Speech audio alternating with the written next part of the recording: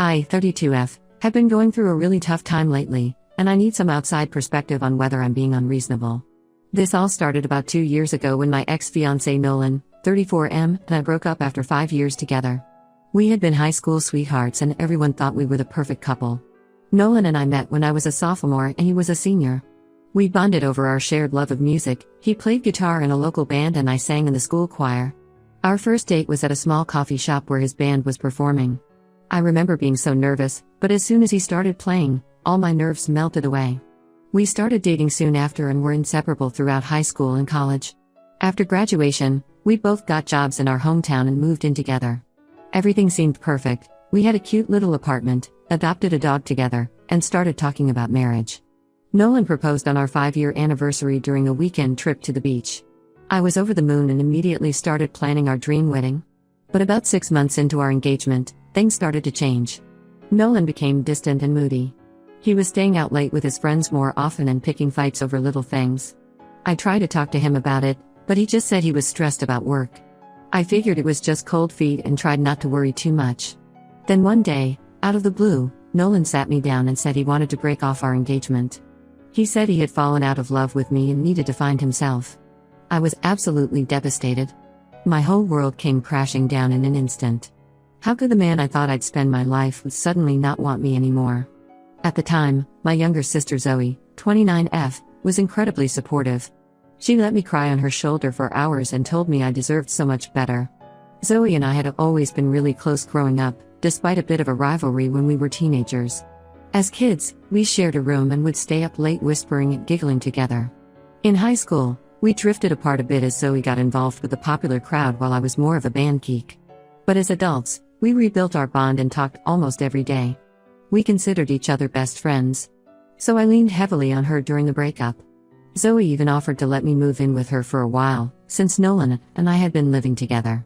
She helped me pack up my things and listened patiently as I alternated between sobbing and raging about Nolan. For weeks, she brought me ice cream and trashy magazines, trying to cheer me up. I don't know how I would have gotten through those first awful months without her. About 6 months after Nolan and I split, I started to notice Zoe acting a bit weird and distant. She would cancel our plans last minute or be really vague about what she was up to. I brushed it off at first, figuring she was just busy with work. Zoe had recently gotten a big promotion at her marketing job and I knew she was putting in long hours. But then mutual friends started making comments about seeing Zoe and Nolan together around town. At first I didn't believe it, surely my own sister wouldn't betray me like that. But the comments kept coming. Someone saw them having dinner at a romantic restaurant. Another friend swore they were holding hands at the movies. When I confronted Zoe, she initially denied it. She got defensive and accused me of not trusting her. But after I kept pushing, she finally admitted that she and Nolan had started dating. She swore it had just happened naturally and that she never meant to hurt me. But I was too shocked and hurt to really process what she was saying. I was absolutely blindsided and felt so betrayed. How could my own sister do this to me? She knew how devastated I had been over the breakup. All those times she had comforted me and badmouthed Nolan, had she been lying? Had she been secretly happy about our breakup so she could swoop in? My mind was racing with awful possibilities. I told Zoe I never wanted to speak to her again and blocked her number. Our parents tried to mediate and get us to reconcile, but I refused. I was just too hurt. Every time I thought about Zoe and Nolan together, I felt physically ill. It was like losing my fiancé and my best friend all at once. The next year or so was really tough. I threw myself into work, picking up extra shifts at the family business to stay busy. I also started volunteering at an animal shelter, which helped take my mind off things. But I felt so alone. Zoe and I had shared all the same friends, so I withdrew from a lot of those social circles to avoid running into her or Nolan. I tried dating a bit, but my heart wasn't in it. I couldn't shake the feeling that I'd never be able to trust anyone again after such a huge betrayal. How could I open myself up when the two people closest to me had hurt me so deeply? Fast forward to now, almost 2 years later. I got a wedding invitation in the mail last week. Zoe and Nolan are getting married. I was shocked they would even invite me after everything. Our parents called and begged me to attend, saying I need to forgive Zoe and that family is the most important thing. They think I'm being petty and need to let the past go. But I just can't bring myself to celebrate my sister marrying the man who broke my heart. The thought of watching them say vows and dance together makes me physically ill. Am I being unreasonable for refusing to go to the wedding? Should I try to forgive Zoe for the sake of family harmony? I'm so torn and could really use some outside perspectives. Some additional background: Zoe and I grew up in a small town where everyone knows everyone's business. Our parents run a successful local hardware store that's been in the family for generations. They've always been very image conscious and involved in the community. They're on the city council, volunteer at church, and basically know everyone in town. So they're mortified by the scandal of Zoe and I being estranged and worry what people will say if I don't attend the wedding. But I feel like they care more about appearances than my feelings. Growing up, our parents always pushed us to present a perfect image to the outside world. We had to get good grades, be involved in extracurriculars, volunteer, anything to make the family look good. There was a lot of pressure to live up to their expectations. I think that's part of why Zoe rebelled a bit as a teenager, while I was always the good girl trying to please everyone. Zoe has tried reaching out a few times over the past 2 years to apologize, but I've ignored her attempts. Part of me misses our friendship, but I just can't get past the betrayal. We used to be so close. We'd have sister nights with wine and rom-coms, go shopping together, call each other for advice about everything. Losing that bond has left a huge hole in my life. But every time I consider forgiving her, I remember how she lied to my face for months while secretly dating Nolan. Nolan hasn't reached out at all, which honestly hurts even more. It's like I meant nothing to him after 5 years together. We had talked about spending our lives together, having kids, growing old side by side. How could he throw all that away and move on so quickly with my sister of all people? Did he ever really love me at all? I know I probably need to move on eventually for my own peace of mind. But right now, the wound still feels so fresh. The idea of putting on a happy face at their wedding and pretending everything is fine makes me want to scream. I'd have to watch them pledge their love to each other, knowing that their relationship started with lies and betrayal.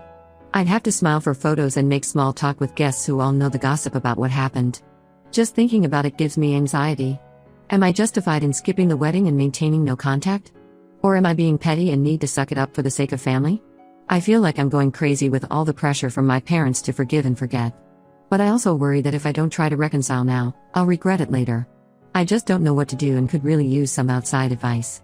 Update 1. Thank you all for the supportive comments on my last post. I really appreciated the validation that I'm not crazy for feeling hurt and betrayed. After a lot of reflection, I decided to stand my ground and not attend Zoe and Nolan's wedding. When I told my parents my decision, they did not take it well at all. My mom started crying and saying I was tearing the family apart. She brought up how she had always dreamed of both her daughters getting married and how I was ruining that vision. My dad got angry and told me I was being selfish and immature. He even threatened to cut me out of the family business. I worked there part-time, if I didn't get over myself and go to the wedding. I was pretty shocked by their extreme reaction. I knew they wanted me to go, but I didn't expect them to resort to emotional manipulation and threats. It really opened my eyes to how toxic my family dynamics are. Growing up, my parents always emphasized the importance of family loyalty above all else. We were taught to always present a united front to the outside world, no matter what was happening behind closed doors. I remember one time in high school when I got in a fight with Zoe and didn't want to attend her piano recital. My parents grounded me for a month and said I was being a terrible sister. They drilled it into us that family comes first, no matter what. So I guess I shouldn't be surprised that they're reacting this way now. But it still hurts to realize that they care more about keeping up appearances than about my feelings. They seem to think that if I just show up to the wedding and smile for photos, everything will magically be fine. But they don't understand how deeply Zoe and Nolan's betrayal cut me. A few days after that blow-up with my parents, Zoe showed up unannounced at my apartment. I was tempted not to answer the door, but decided to hear her out. She begged me to reconsider coming to the wedding, saying it wouldn't feel right without me there. She swore that she never meant to hurt me and that her relationship with Nolan just happened. Zoe tried to reminisce about our childhood and all the good times we've shared. She brought up how we always said we'd be each other's maids of honor someday. But all I could think about was how she had betrayed my trust and stolen the man I thought I'd marry. I told Zoe that while I appreciate her apology, I'm just not in a place where I can celebrate her marrying my ex. I said I hope she can respect my decision and give me space. She got upset and accused me of being selfish, saying I was ruining her special day. We ended up in a shouting match before I asked her to leave. The whole situation has been so draining. I'm starting to wonder if I should just give in and go to the wedding to keep the peace. But at the same time, I feel like that would be betraying myself and my own feelings. I'm feeling really alone and conflicted right now. I've been thinking about moving away to get some distance from all the drama. There's a job opportunity in another state that I've been considering. It's a marketing position at a nonprofit organization that does wildlife conservation work. I've always been passionate about animals, so it could be a great fit. Plus, it would get me away from the pressure cooker of my small hometown where everyone knows our family's business. But the thought of leaving everything familiar behind is scary too. This town is all I've ever known. My whole life is here, my job, my friends, my volunteer work at the animal shelter. Starting over somewhere new would be a huge change. And part of me worries that if I leave, I'll be letting Zoe and Nolan win somehow. I've also been struggling with loneliness lately. Most of my close friends were mutual friends with Zoe, so I've withdrawn from a lot of those social circles. I threw myself into work for a while, but that's not really fulfilling. I've tried joining some meetup groups to make new friends, but it's hard to open up to people when I'm still dealing with all this family drama. There's also the issue of the family business. I've worked there part-time since high school and always assumed I'd take it over someday. It's been in our family for generations. If I move away, I'd be walking away from that legacy. I know my parents would see it as a huge betrayal. But at the same time, the thought of being tied to this town and this drama forever makes me feel trapped. I'm just so torn about what to do. Part of me wants to stand my ground and not let Zoe and Nolan's actions drive me away from my home. But another part craves a fresh start where I'm not constantly reminded of the betrayal. I don't know if I'm strong enough to stay here and deal with the fallout of skipping the wedding. Has anyone else dealt with family estrangement? How did you handle the pressure to reconcile before you were ready? I could really use some advice on setting boundaries and taking care of my own mental health in all of this. I feel like I'm at a crossroads and whatever I decide will shape the course of my life going forward. Update 2. Things have escalated even further since my last update. I thought long and hard about the job opportunity in another state and decided to go for it. I figured some distance would be good for my mental health and help me get a fresh perspective. When I told my parents about my plans to move, they completely flipped out. My dad accused me of abandoning the family and said I was ungrateful after everything they've done for me. He brought up how they had paid for my college education and helped me get established in my career. My mom guilt-tripped me, saying I was breaking her heart and that she'd never forgive me if I moved away. Their reaction just reinforced that I'm making the right decision in leaving. I realized how enmeshed and codependent our family dynamics are. It's not healthy for grown adults to try to control their children's lives like this. I spent the next few weeks quietly making arrangements for the move. I gave notice at work, started packing up my apartment, and made plans to rehome my pets with a friend temporarily until I got settled in the new city. It was bittersweet going through all my belongings and deciding what to keep or donate. So many things held memories of my life with Nolan or times with Zoe. But it also felt cathartic, like I was shedding my old life to make room for something new. Word spread quickly through our small town that I was leaving. I got a lot of concerned calls and messages from family friends asking if everything was okay. It was awkward trying to explain the situation without badmouthing Zoe or airing all our family's dirty laundry. I mostly just said I was pursuing a new job opportunity and needed a change of scenery. The day before I was set to leave town, Zoe and Nolan ambushed me at my apartment. They said they'd heard I was moving and wanted to clear the air before I left. Nolan actually had the nerve to say he hoped we could all be friends again someday. I lost my temper and told them both exactly what I thought of their actions and their upcoming marriage. I unleashed all the hurt and anger I'd been holding back for the past 2 years. I told Zoe she was a terrible sister for betraying me like that. I reminded Nolan of all the promises he had made about our future together and asked how he could throw that away so easily. I said I hoped they'd be very happy together, but that I wanted nothing to do with either of them ever again. Zoe started crying and Nolan got defensive. He said I was being dramatic and needed to let the past go. That just made me even angrier. I ended up telling them to get out and that I never wanted to see or speak to either of them again. After they left, I broke down sobbing. It was like reliving the pain of their betrayal all over again. But I also felt a strange sense of relief at finally expressing my true feelings instead of trying to keep the peace. I spent my last night in town saying goodbye to a few close friends who had stuck by me through everything. We reminisced about old times and they wished me well in my new adventure. It was bittersweet, but I felt a spark of excitement about the future for the first time in a long while. As I drove out of town the next morning, I felt a mix of sadness and hope. I was leaving behind the only home I'd ever known, along with a lot of painful memories. But I was also driving towards a fresh start and the chance to build a life on my own terms. I'm more certain than ever that moving away is the right call. I'm looking forward to exploring a new city, throwing myself into my new job, and hopefully making some new friends. It won't be easy starting over, but I think it's necessary for my healing process. To those who suggested therapy in the comments, thank you. I found a therapist in my new city and have an appointment set up for next week. I'm hoping it will help me process everything and learn to set healthier boundaries. Thank you all for your support through this difficult time. It's meant more than you know. I'll try to update again once I'm settled in my new home. Update 3. It's been about 6 months since I moved away, and I wanted to give a final update. The distance has given me a lot of clarity and perspective on the whole situation with my family. The first few weeks in my new city were pretty challenging. I felt lonely and overwhelmed, doubting my decision to leave everything familiar behind. But as I settled into my new job and started exploring the area, things slowly got better. My coworkers have been really welcoming, and I've even made a few friends through a local hiking group. I've been seeing a therapist regularly and it's been incredibly helpful. We've been working through my feelings about Zoe and Nolan's betrayal, as well as unpacking some of the unhealthy family dynamics I grew up with. I'm learning to set boundaries and prioritize my own well-being. I did end up missing Zoe and Nolan's wedding. My parents tried calling and guilting me into flying back for it, but I stood firm. From what I heard through mutual friends, the wedding was a bit of a disaster. Apparently there was a lot of family drama and people gossiping about my absence. Part of me feels guilty for causing a rift, but I know attending would have been worse for my mental health.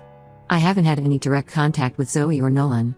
My parents still try to pressure me into reconciling, but I've made it clear that I'm not interested in a relationship with either of them right now. Maybe someday that will change, but for now I'm focusing on healing. The new job is going well. It's challenging work, but I find it really fulfilling. I'm learning a lot about wildlife conservation and feel like I'm making a difference. My boss has even hinted at a potential promotion coming up. I'm slowly building a life for myself here. I've joined a book club and started taking a pottery class. I've even gone on a few dates, though nothing serious yet. For the first time in a long time, I feel like I can breathe and just be myself without all the family pressure. That's not to say everything is perfect. I still have moments of sadness and anger over everything that happened.